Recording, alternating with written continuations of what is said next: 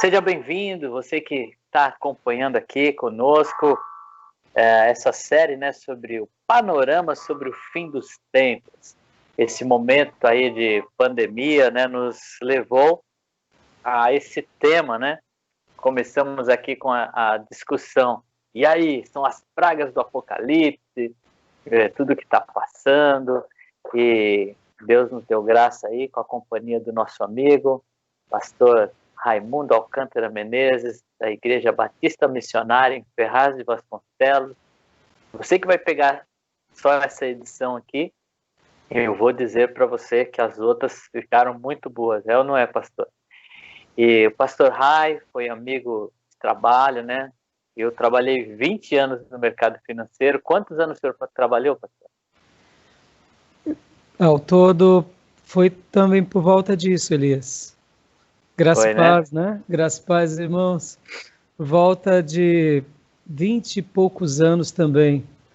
Eu não me recordo agora exatamente, mas eu deduzo que foram 22, 23 anos. Eu comecei em fevereiro de 86, quando abriu a BMF. Olha, que coisa.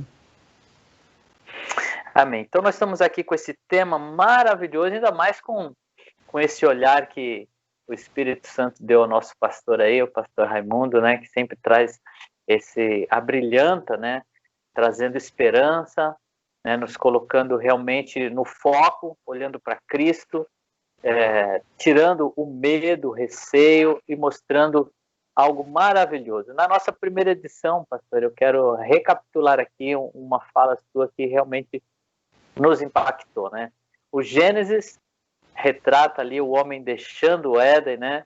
E o livro de Apocalipse retrata o inverso, né? O retorno, o homem voltando para o Éden, voltando para Deus, né? Quer falar um pouquinho, pastor, sobre isso, para a gente iniciar aqui? Depois eu queria retomar contigo alguns tópicos que ontem, né, não ficaram, a internet não nos ajudou, acabou cortando, eu queria retomar contigo. Mas dá uma pinceladinha aí sobre esse panorama aí de Gênesis e Apocalipse. Amém. Bom, antes de qualquer coisa, é uma honra imensa estar aqui com o pastor Elias, com vocês do TBC Taboão, e é um privilégio muito grande poder estar participando desse momento com vocês, ainda mais com meu amigo, pastor Elias. Então, na realidade, sobre essa ideia, eu gosto muito de prestigiar aqueles que me abençoaram. Essa não foi uma ideia minha, eu aprendi isso com o pastor José Ribeiro Neto, durante o período que ele esteve na nossa igreja, em que ele se membrou, que eu recebi. Ele esteve conosco e me ajudou muito, foi um grande companheiro, e ele é um mestre em teologia, e ele deu aulas de Apocalipse, e em uma das aulas ele mencionou isso, e isso ficou marcado no meu coração. Eu sempre tive esse olhar positivo, de fato, para o Apocalipse, não só como um livro de castigo, mas como um livro de esperança. E então, quando ele falou isso, eu falei assim, eureka, que coisa fantástica. Eu quero acreditar que essa máxima que o pastor José Ribeiro Neto passou nas aulas e ali nos nossos diálogos, porque além da aula, né, eu e ele, a gente sempre tínhamos momentos de debater as riquezas e as pérolas. Então ali isso veio como uma flecha no meu coração, porque eu acredito nisso. Eu acredito que antes do castigo, Deus dá misericórdia, antes do castigo, Deus revela o seu amor. O castigo é o último estágio que, na realidade, Deus só executa por causa do nosso abandono.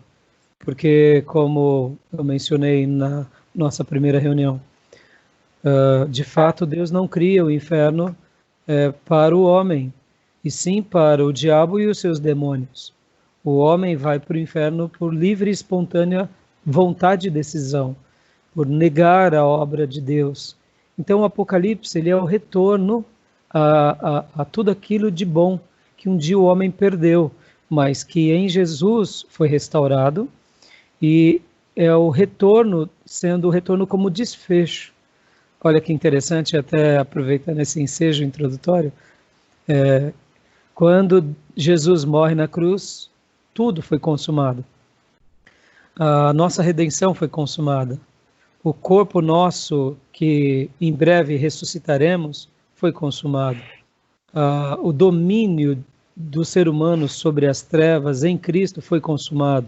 O poder do diabo que ele exercia sobre a natureza e o ser humano foi neutralizado e destruído. A cruz é o marco, e a morte de Jesus na cruz é o marco. Mas no relógio de Deus, ainda estamos aguardando o grande desfecho. Então o Apocalipse é o começo do desfecho. Desfecho do que? Da condenação? Não. Desfecho da redenção, da esperança, de uma nova vida.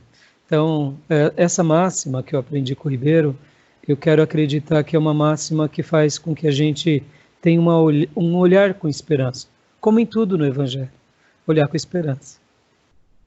Amém, pastor. E aqui já fica uma grande lição nessa fala aí, pastor, aquilo que eu tenho aprendido, né, de dar honra a quem tem honra, de não tomar aquilo que Deus deu para outro como se fosse nosso. Então você fez questão de citar a fonte aí, né, de onde veio, e fica aí como uma aplicação para as nossas vidas, né? Não temos problema, né, em usar nada que Deus revelou a outro, mas vamos citar, né, dar honra e não tomar para nós aquilo que não foi nos revelado, né, não nos foi dado. Nós encerramos a live lá com muita dificuldade, na hora que começou a falar. O senhor estava falando sobre o quadro, né? Que quadro é esse, né? Que nosso coração ficou aqui desejoso de entender, ainda você ficou aí retratando, fazendo, e ficamos só com igual aquela figurinha que fica a pessoa fazendo libras, né? E a gente ficou só com suas libras, mas a gente quer entender um pouco mais, pastor. Que quadro é esse e a importância dele? Olha só, assim, eu estava falando, né, sobre a maneira em que o Evangelho, Deus vai nos permitindo ver a grandeza do verdadeiro Evangelho na diferença do simples e do simplismo, e mostrando que Deus ele faz questão de quebrar os paradigmas na nossa vida, se revelando de forma simples, mas nem menos excelente. É simples, mas é excelente. É com graça e poder, curando uma pessoa, fazendo algo. Pode ser algo simples, mas é extraordinário. E aí, por que eu estava falando isso? Porque o Apocalipse tem essa dimensão também. Mesmo que ele seja um livro metafórico, um livro de alegorização, ele também é um livro literal. E ele é simples nesse contexto. Ele é simples. Então, quando a gente pega e começa a fazer uma leitura, de fato, o que Deus está revelando é simples, não é muito complexo. Talvez a complexidade é a gente entender aquele quadro maior ou aquele panorama, né? Porque eu estava falando isso e agora vem a questão do quadro. Olha só que interessante. Na história do cristianismo, nesses 2000 anos, o livro do Apocalipse, por ser um livro onde existiam muitas coisas que ainda não tinham acontecido, profecias, evidências, a questão tecnológica, então ficava tudo muito, muito complicado a interpretação. Essa interpretação literal e simples ficava difícil. Por exemplo, quando a gente até vê aquelas figuras, né, daqueles demônios que Deus libera nos últimos dias com ímpeto de ferir os habitantes do planeta, menos aqueles que têm o selo. Aquela descrição é uma descrição praticamente de um filme hollywoodiano, uma cena cinematográfica de Spielberg. Então, assim, ficava difícil Lutero, Calvino, Spurgeon, Wesley, Whitefield ler aquilo e falar, meu, que é isso? Isso daqui dá uma ideia mitológica. Hoje não, com a tecnologia, com os aviões, com os tanques de guerra, com os soldados robô e com toda a sua tecnologia, não é nem um pouco diferente. Basta a gente ver, por exemplo, O Exterminador do Futuro, né? O Exterminador do Futuro, né? Aquele filme clássico. Quando a gente começa a ver, e a gente começa a ver a ciência e todo esse aparato de tecnologia, então a gente fala, se uma hora um soldado desse aí, carregado de capeta, começar a fazer algumas atrocidades, pode ser isso daqui. Então, ou seja, né, a complexidade dos nossos irmãos do passado de ler era difícil. Mas para nós hoje, no contexto científico, na evolução humana e tecnológica, tudo muito simples, né? Então, o quadro, que eu que falava do quadro era o seguinte: a partir do grande avivamento da Rua Azusa e da grande expansão da evangelização, em virtude dos grandes avivalistas, e principalmente do surgimento do pentecostalismo no mundo, houve uma contribuição muito linda, porque houve um resgate dessa leitura simples. Então, o que acontece? Podem ver que a maneira, inclusive, que o povo de Deus interpretava o Velho Testamento, ele muda a partir da Primeira e da Segunda Grande Guerra Mundial. Quando os nossos irmãos Wesley, Spurgeon, Whitefield, esses grandes avivalistas do passado, eles começavam a pregar e falar de Deus de uma forma simples e totalmente cristocêntrica e bíblica, eles tinham um enfrentamento muito grande, porque nos dias dele o humanismo, a ciência estava no seu apogeu. Então tudo que não fosse racional era algo ridículo. Então esses nossos irmãos, eles foram protagonistas no passado.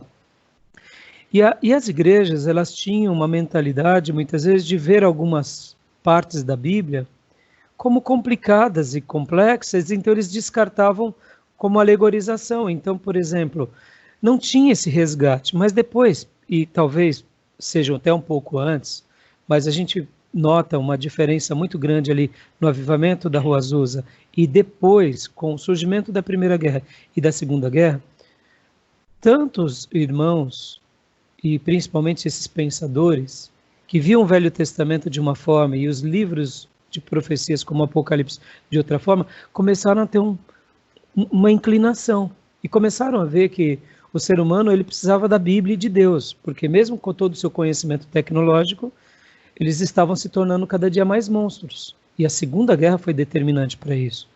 E aí houve um resgate, principalmente no ensino sobre os finais dos tempos, porque a Primeira Guerra sacudiu as estruturas do mundo.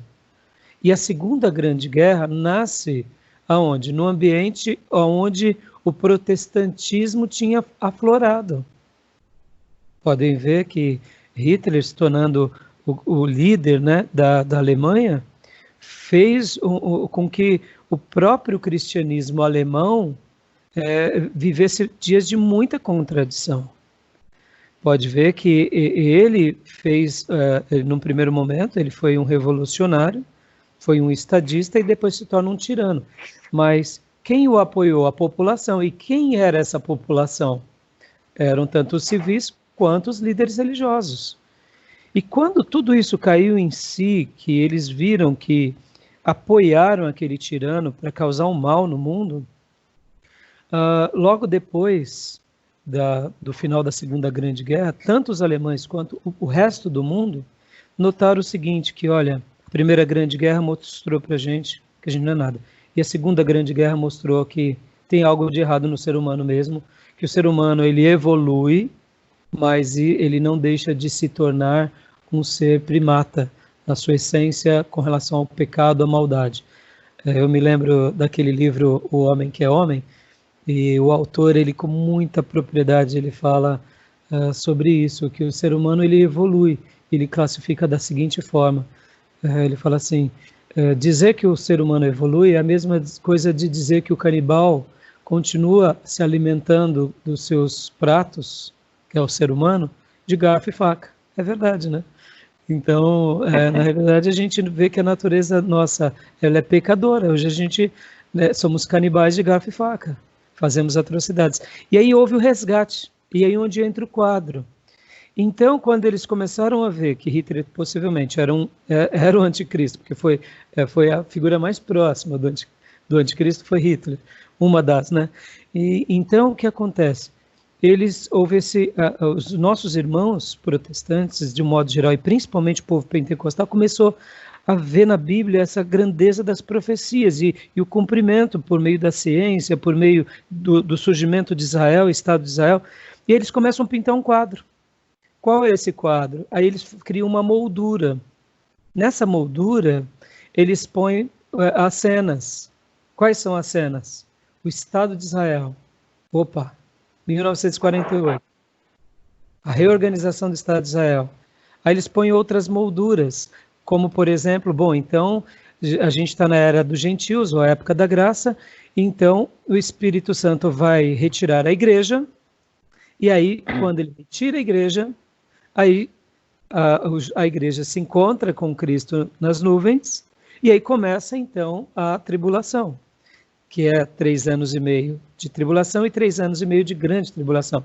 Qual é outro quadro, qual é outro da grande encenação, do grande teatro, que eu pus aqui como um quadro? Qual é a outra ideia? O Templo de Salomão sendo reerguido. Os judeus, de novo, agora adorando. Adorando aonde? Adorando no templo. Então o anticristo ele vai se assentar no templo e os judeus vão dizer que ele é o Messias. Olha esse quadro. E quem é o anticristo? O anticristo vai ser um líder político que vai agregar nele o domínio de todas as nações e também será um líder religioso. Olha aí, olha o cenário. Então, há uma grandeza e uma beleza nesses estudos, e aqui fica a minha consideração. Nós que gostamos de estudar, e aqui é uma lição que eu sempre falo aos nossos alunos do seminário: fazer teologia não é ter a última interpretação, mas é aprender com os nossos irmãos do passado, sejam eles históricos, tradicionais, pentecostais, ultra-radicais. Tentar olhar o porquê eles enxergaram aquilo. Reter o que é bom, o que se ajusta a nós, mas dá o direito da dúvida, porque somos um povo e Deus nunca se revelou exclusivamente para uma tribo só. Os levitas conduziam Israel, mas eles não eram maior do que Israel. Então, eu acredito que fazer teologia tem essa dinâmica. Então, quando a gente olha para esse quadro, desses irmãos piedosos, que começam pintando o quadro desde a estátua de Daniel, talvez o irmão que está nos acompanhando já deve ter visto isso. Depois, se o pastor pode até publicar para eles essa história, né, de todos os tempos. Muito lindo. Então, é cheio de riqueza espiritual, riqueza física, pontuando datas, acontecimentos, fatos. Aí depois vem as trombetas, vem as pragas, vem os selos. Então esse quadro, a gente tem que pegar isso tudo, irmãos. Isso é um acervo da nossa literatura e de irmãos que, pegando simplesmente a Bíblia, montaram isso tudo. Então eles merecem o nosso respeito, merecem a nossa consideração. A única coisa para eu concluir essa fala é o cuidado, porque a gente faz daquele quadro que o teólogo XYZ montou a verdade absoluta. E quando a gente pega o grande teólogo, Espírito Santo de Deus, que usou homens santos, ele pontua, ele joga, Jesus vai voltar, minha noiva vai se encontrar com ele, o anticristo vai aparecer, ele vai sentar no trono, mas ele não fecha. E aí é onde entra a riqueza. Por que Deus não fechou e a gente fecha? E é uma pergunta. Então, assim, eu queria dizer isso porque é interessante essa ideia. Então, a gente aprende com tudo isso, a gente exercita tudo isso, mas a gente não fecha. A gente diz, olha, que interessante. Só para a ideia, por exemplo, do milênio, né, que cita na Bíblia, esse período chamado milênio, ele é muito confuso. Alguns vão falar que a natureza humana vai evoluir, alguns teólogos, e diante disso as próximas gerações vão viver 150 anos, 200 anos, 500 anos, 1000 anos. Hoje, com toda a ciência e tecnologia, a gente, em 2, 3 gerações, a gente já aumentou 10, 15 anos de vida. Hoje a questão do centenário virou algo comum no planeta. o pastor Enéas Tonini. Eu tive a honra de sentar com ele na mesa do seminário até os 101 anos de idade, ou seja, é uma coisa incalculável. Nós nos sentávamos no seminário e muitas vezes ele ainda nos ensinava aos 101 anos. Ou seja, eu tive a honra de viver com um centenário lúcido, competente. Então, quer dizer, será que realmente o milênio não pode ser um período em que Deus permita para nós seres humanos isso? Pode. Mas então, assim, o quadro é legal, é lindo, é maravilhoso, deve ser considerado, mas não deve ser tido como a última revelação de Deus na Terra, no pastor tal ou no teólogo tal.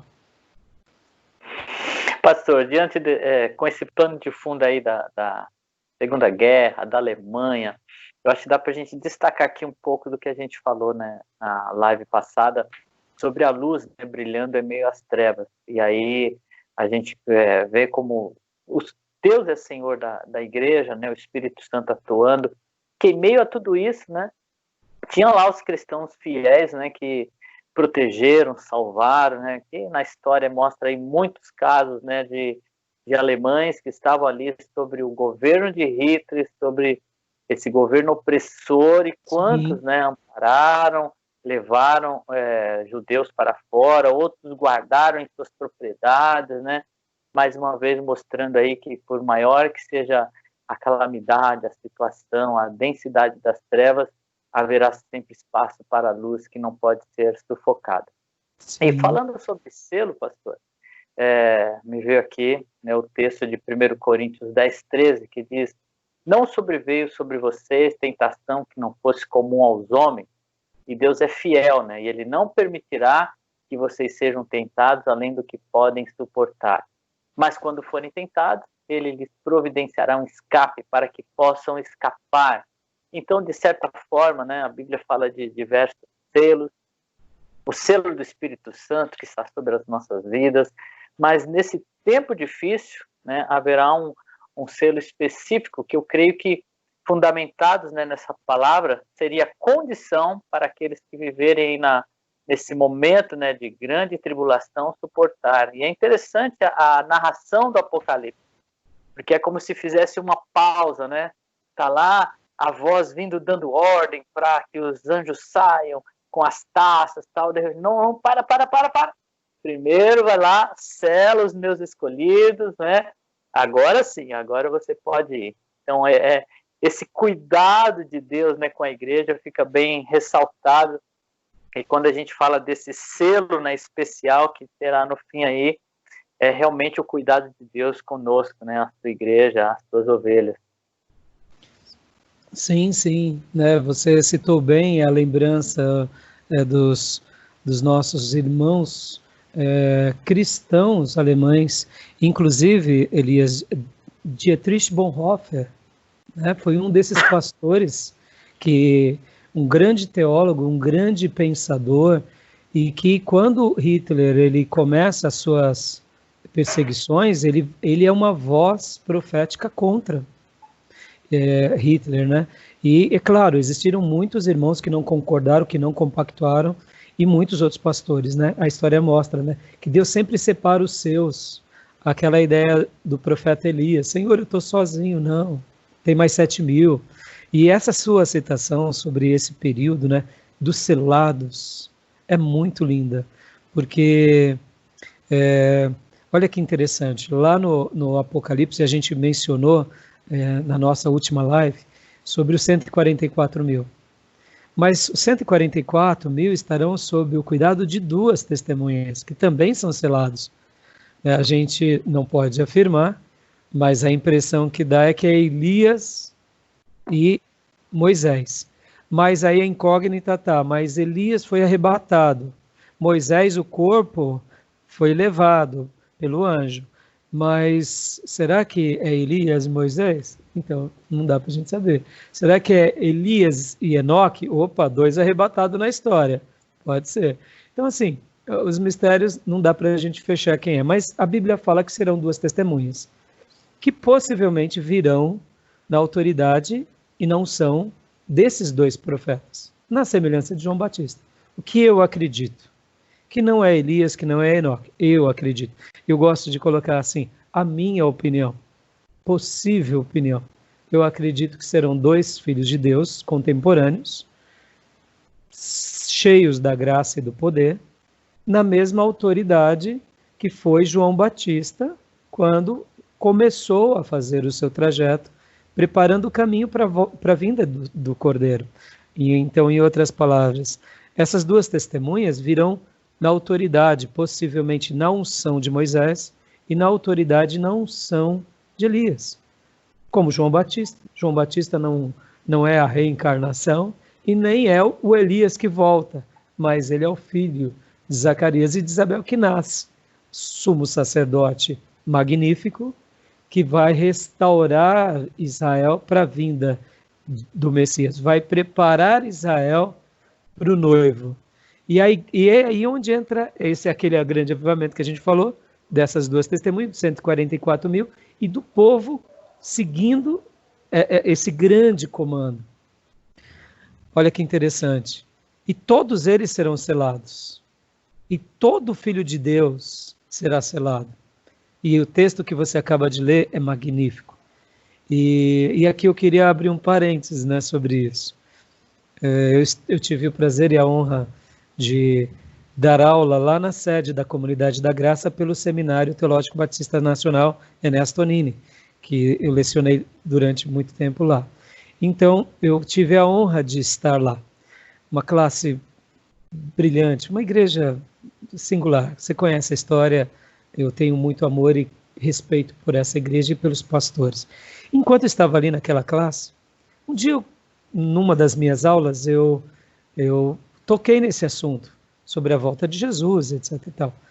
E até um dos pastores ali presente, porque a classe era composta de pastores, de esposa de pastores, a esposa dos fundadores.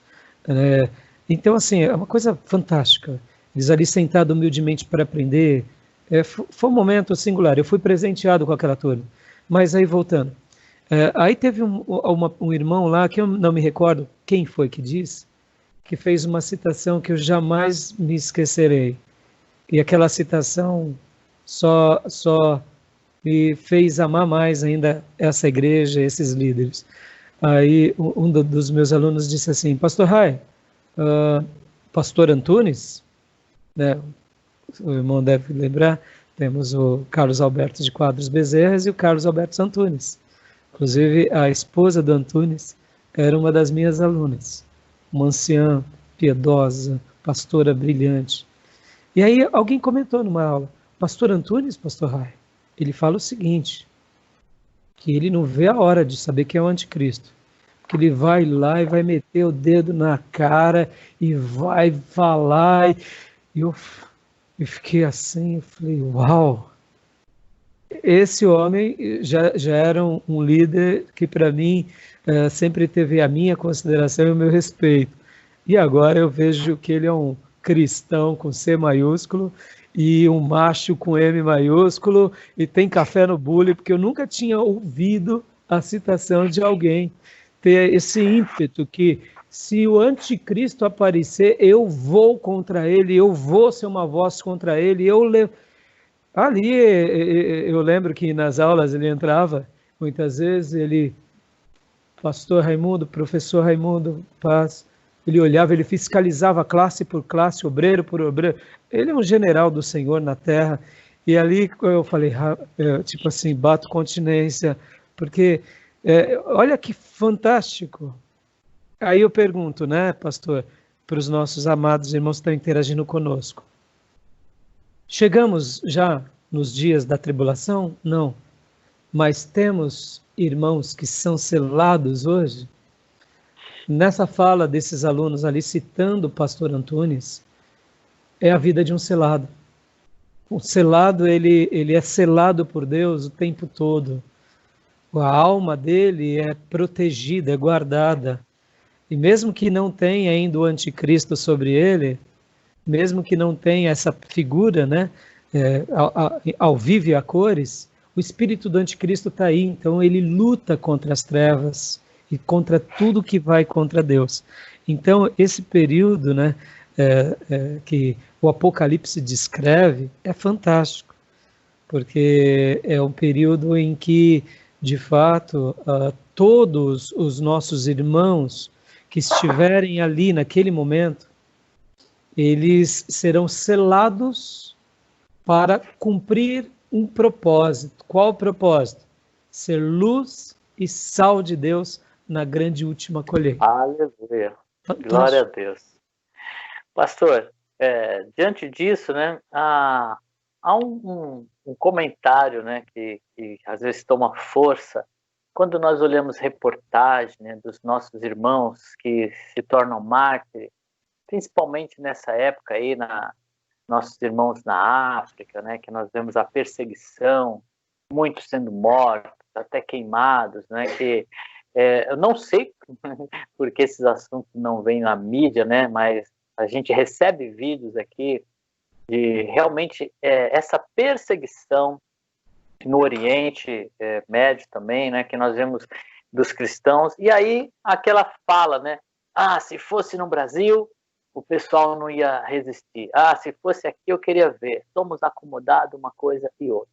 Eu vou expressar também aqui a minha opinião particular, com base, é claro, nas escrituras, né, na história da igreja. Se fosse no Brasil a perseguição de realmente as pessoas serem perseguidas ao ponto de serem mortos por pregar o evangelho, será se o brasileiro voltaria atrás? A minha opinião é essa. Não. É a igreja de Jesus. A mesma agora falando sobre o selo, falando sobre esse texto. Se fosse no nosso contexto, somos igreja, somos filhos de Deus, também passaríamos por isso. Com certeza, morreríamos também sem deixar de pregar o evangelho. Por quê? O sumo pastor é a mesma igreja, né? Lá é um cenário, lá é um contexto, aqui é outro, mas o Deus que governa e que dá fé, porque senão nós estaríamos atribuindo isso a uma etnia, né? Essa Sim. fé, essa coragem, na verdade ela vem de Deus. É Deus que capacita os santos. Puxa, se tivéssemos essa intensa perseguição, com certeza teríamos aqui exemplos no Brasil, em qualquer lugar do mundo, né? Porque nós somos de uma nova natureza, uma natureza espiritual. Nós fomos transformados pelo novo nascimento, como disse Jesus, né? Nascemos de novo. Nós somos esses cidadãos que realmente peita, né, aquilo que é errado, que se dá a cara para bater.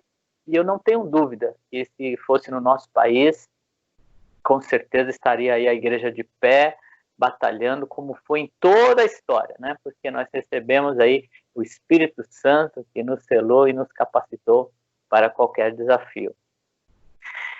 Agora, retomando aqui, pastor, dentro desse contexto, né, de mártir, que estamos falando aqui de testemunhas, essas testemunhas, elas terão aí, né, autoridade, poder e unção ao ponto de ninguém poder ir contra eles, né?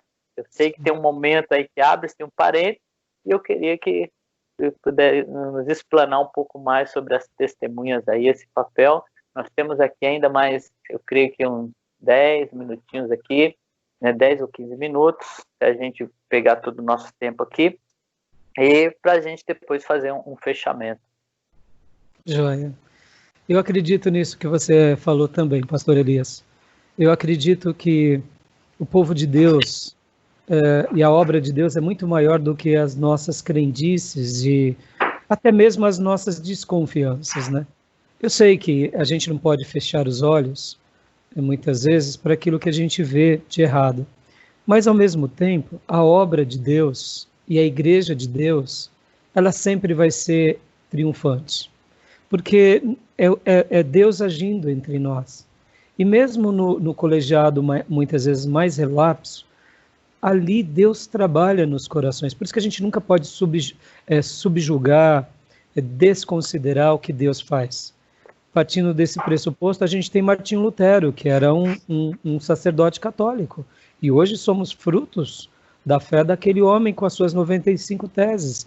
Então, hoje, quando a gente olha muitas vezes uma igreja com todos os seus limites, a gente não pode dizer que são um grupo herético. São filhos de Deus, muitas vezes com uma fé simples, e quem sabe dali nasce um desses grandes porta-vozes para o mundo na evangelização, porque é o trabalhar de Deus, que pega as coisas loucas e transforma em coisas magníficas para a glória do seu nome, né? E sobre essa questão, realmente foi muito bom você ter colocado, né, do martírio. Olha que interessante, né? A gente tem muita dificuldade de ter um cristianismo sacrificial. E isso faz parte da nossa natureza indolente, né? Eu lembro que eu tive o prazer e a honra de fazer um MBA lá na FGV, e uma das nossas professoras falava assim que a nossa natureza ela era indolente. Aí uma aluna da classe falou assim, mas professora, o que você quer dizer? Você fala, preguiçoso. A gente é preguiçoso. A gente gosta do conforto, né? O colchão gostoso é melhor do que sentir o estrado do colchão de espuma, né? O sofá, né? Com seus almofadas aconchegantes, cheios, é melhor do que sofazinho de bambu.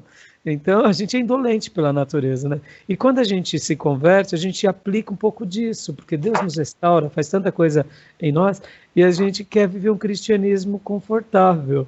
E o cristianismo, na sua essência, ele é de renúncia, ele é de cruz. E aí a gente tem que ser codificado aos valores de Deus. E nesse contexto dos últimos dias, quando a gente olha e no quadro a gente vê, né, essas duas testemunhas recebendo autoridade para fazer muita coisa, esses 144 mil e esses selados, o espírito maligno não pode tocar, mas ali tem um detalhe. Qual é o detalhe? Eles cumprem tudo o que Deus pré-ordenou. Ou seja, vão ganhar todas as pessoas, vão fazer sinais e maravilhas, vão apontar o dedo na cara do capeta, do falso profeta, do anticristo, da besta, do dragão, como o pastor Antunes. Não vão morrer. O anticristo não vai poder fazer, porque é aí onde entra a soberania de Deus na história, onde entra o poder de Deus, onde entra essa grandeza do evangelho. E ali a Bíblia fala que quando eles tiverem realizado tudo o que o Senhor desejava, ou que o Senhor tinha pré-ordenado, vai ser dado ao diabo, ao anticristo, o poder de matar as duas testemunhas. Logo, mata as duas testemunhas, acaba com 144 mil e etc. E muitos morrem. Por isso que ali há uma sequência de repente, de mudança de panorama. Aqueles selados que outrora não poderia acontecer nada com ele, agora acontece. Mas não acontece porque Deus nos abandonou. Acontece porque eles cumpriram o papel. O papel, cumprir a missão.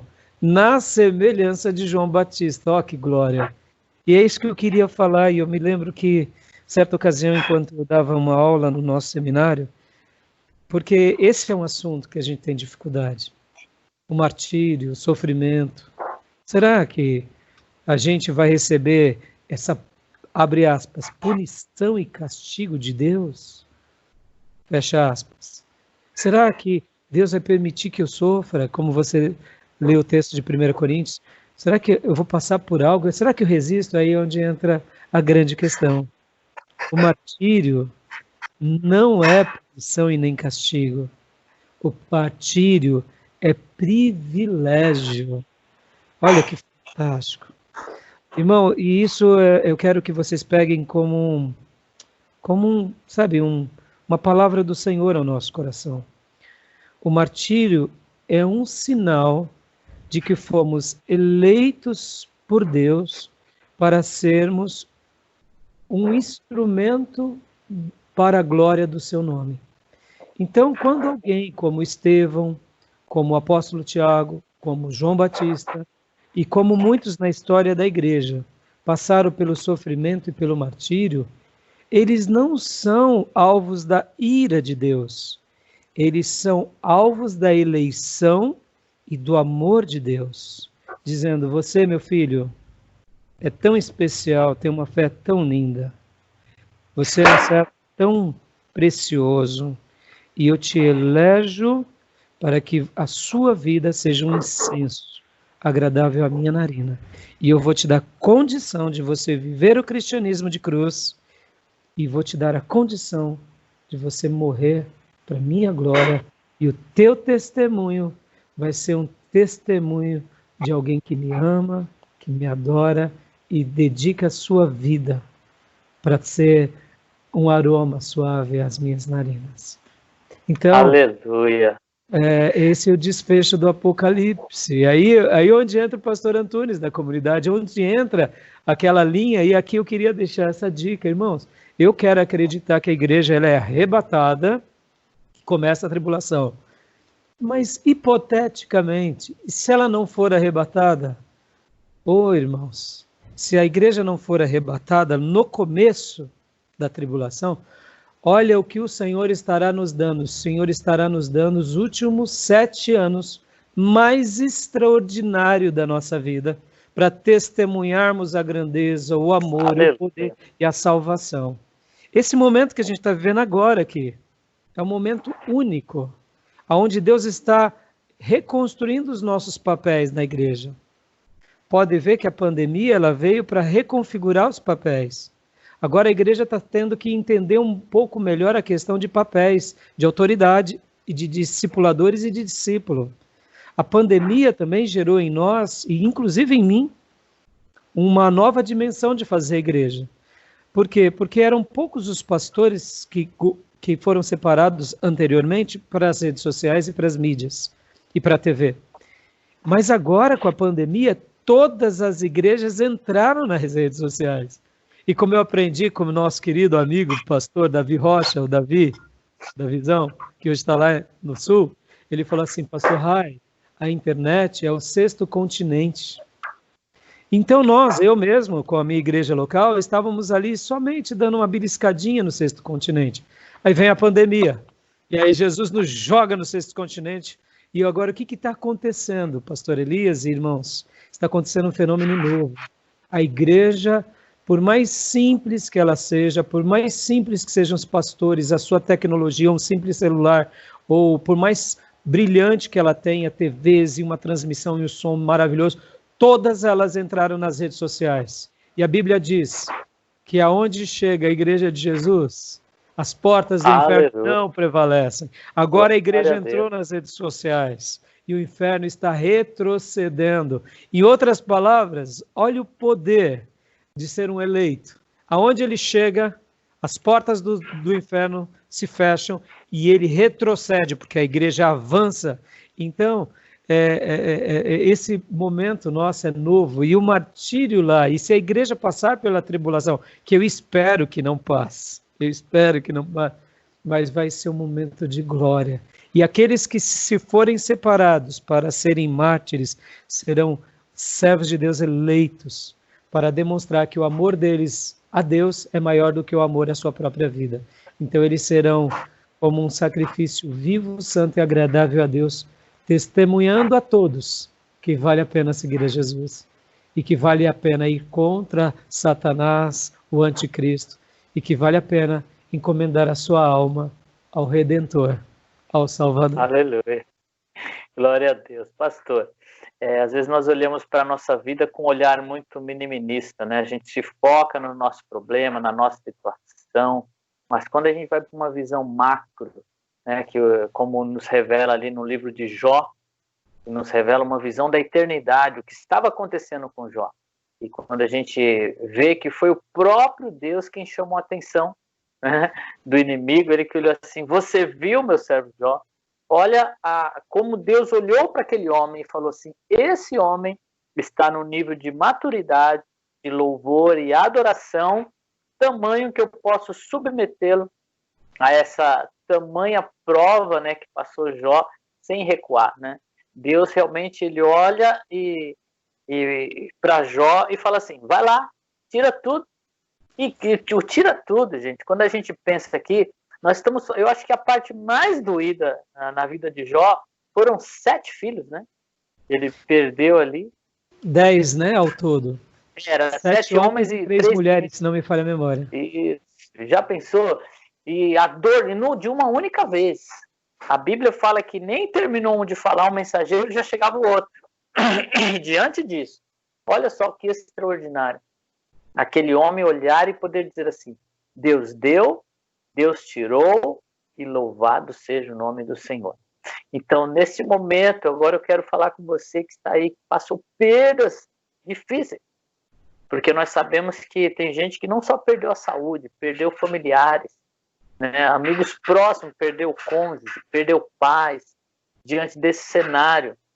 E agora aqui, ó, diante de tudo isso que nós falamos aqui, que haja fé no seu coração, para olhar para toda essa situação e não ficar pensando assim, puxa, Deus levou meu pai, levou alguém da minha família, um querido, você dizer assim, como Jó, Deus deu, Deus tirou, e louvado seja o nome do Senhor. Ele continua sendo Senhor, e se você passou por isso, a sua fé está num ponto mais elevado do que a minha, que não passei por isso. Então, o olhar de Deus, é Deus quem joga o holofote sobre a sua vida. E você está agora diante, né, do holofote. O mundo está olhando para você, para ver sua reação, ver como você vai reagir. Porque a grande beleza do Evangelho é algo que eu sempre ministro aqui na igreja do Taboão.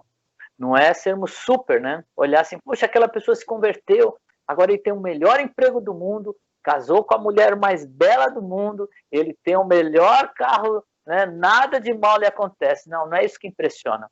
O que impressiona é quando o mundo olha para você e fala assim, puxa, ele passa o mesmo que eu, os mesmos perrengues, né? As mesmas dificuldades, até pior do que eu passo. O cara se converteu, mas olha como ele passa. Aí está a grande diferença, né? Como nós passamos a tribulação, seja ela pequena ou a grande tribulação, né, que a Bíblia chama, dá esse contexto a ela. Nós temos conosco, né, o amigo, aquele que Jesus falou assim, olha, se alegrem, porque eu disse para vocês que eu vou, mas eu vou mandar para vocês aí o Consolador, o Espírito Santo da verdade, que estará convosco em todos os momentos. Ele está aí agora com você, meu querido, no seu coração. Está aí o Espírito Santo queimando o seu coração, te impulsionando a pregar, a atravessar. Em meio a essa dificuldade, coloca aí o seu melhor sorriso no rosto. E quando alguém falar assim, e agora? O que vai ser? Olha que terror, olha esse mundo, a pandemia, você vai dizer assim, eu tenho sobre a minha vida o selo do Altíssimo. Eu tenho um cuidado especial, porque eu entreguei a minha vida ao Senhor. E é a hora de você que está aí nos ouvindo, acompanhando, que ainda não tem essa convicção, essa certeza, dá tempo para você, meu querido, de vir se refugiar nos braços do Pai, de fazer parte desse povo eleito, e tem uma promessa não passageira aqui para essa vida, não a segurança do dinheiro, da saúde, da juventude, mas a segurança de passar a eternidade ao lado do nosso Deus.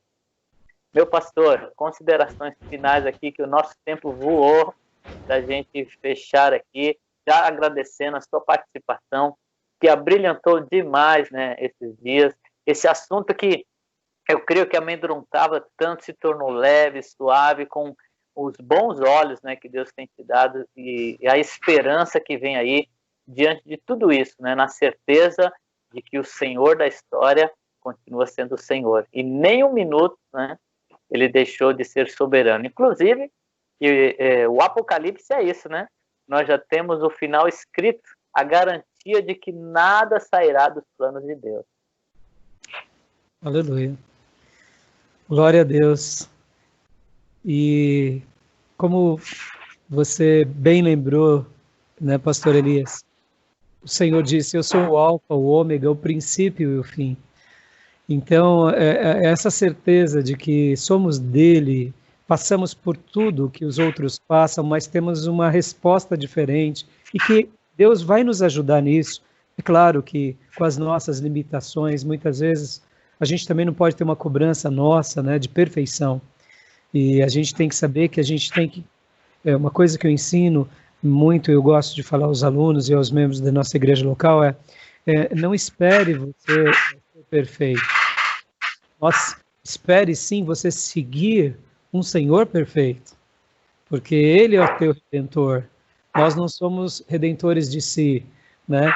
E as nossas virtudes também, elas não servem para ser, para nós, muitas vezes,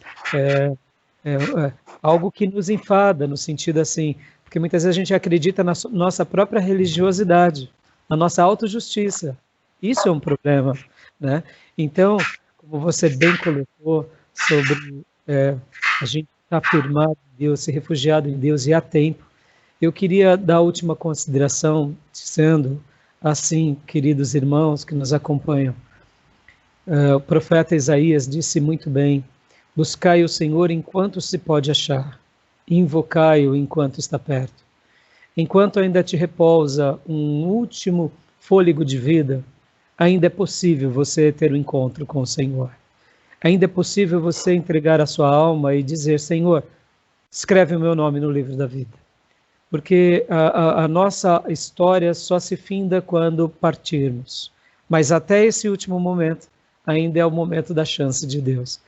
E o que eu queria dizer para os irmãos também que nos acompanham, né, que têm aí prestigiado e nos honrado, porque a honra é minha de poder estar aqui com meu amigo, pastor, e com todos vocês, é dizer que aquilo que começou na igreja primitiva não acabou. Aquilo que começou em Atos 2, em Atos dos Apóstolos, continua até hoje. O líder supremo da igreja, ele continua cuidando do seu povo e da sua igreja. O Espírito Santo de Deus, ele foi derramado. E ele é o grande líder da sua igreja. Ele é o líder dessa igreja que existe há 2000 anos. E ele é o seu líder e é o meu líder. E assim como ele encabeça essa obra, e ele é um líder invisível, discreto, humilde, onde nos deixa ser protagonistas, mas ele é o líder supremo, ele vai continuar com essa liderança poderosa até a consumação dos séculos, quando ele pegar cada um de nós e entregar-nos para Jesus nas nuvens. Creia Aleluia. que a nossa redenção depende de Deus, que ele vai te ajudar, que ele vai me ajudar, porque a obra é para ele, é para a glória dele, e a gente é só um instrumento nas mãos dele. E que ele continue te ajudando, te fortalecendo, te santificando, porque quero acreditar que quando vivemos ao lado dele, desfrutamos as maiores aventuras da nossa vida. E é isso que eu deixo para vocês, sabendo que o Senhor vai nos ajudar. E como eu aprendi ontem com Elias, que eu admiro muito, as igrejas terminam o culto dizendo Maranata, nós não temos esse costume, eu queria pegar emprestado a tua fala de ontem e dizer Maranata, ora vem, Senhor Jesus. Amém, glória a Deus. Eu quero concluir aqui, queridos, que o tempo foi embora, dizendo aqui, citando Hebreus 10, verso 36, que diz assim: vocês precisam perseverar, de modo que, quando tiverem feito a vontade de Deus, recebam aquilo que ele prometeu, pois em breve, muito em breve, aquele que vem virá, não demorará, mas o meu justo viverá pela fé, e se retroceder, não me agradarei dele. E agora o verso 39 para fechar aqui. Mas nós, porém, não somos dos que retrocedem e estão destruídos, mas dos que creem e são salvos. Você é desse time, dos que não retrocedem, mas dos que creem e são salvos. Pastor, Deus te abençoe. Aqui nos comentários vamos deixar aí os endereços, né, das redes sociais, onde você pode acompanhar aí as ministrações do nosso pastor. E muito obrigado pelo prestígio, né, de tê-los aqui, nos permitir entrar em sua casa, assim como você está entrando na nossa, e que Deus te abençoe. Firme com Jesus. Obrigado, pastor. Deus abençoe Eu que agradeço. Eu agradeço ao pastor, a Juliana e todos vocês. Muito obrigado.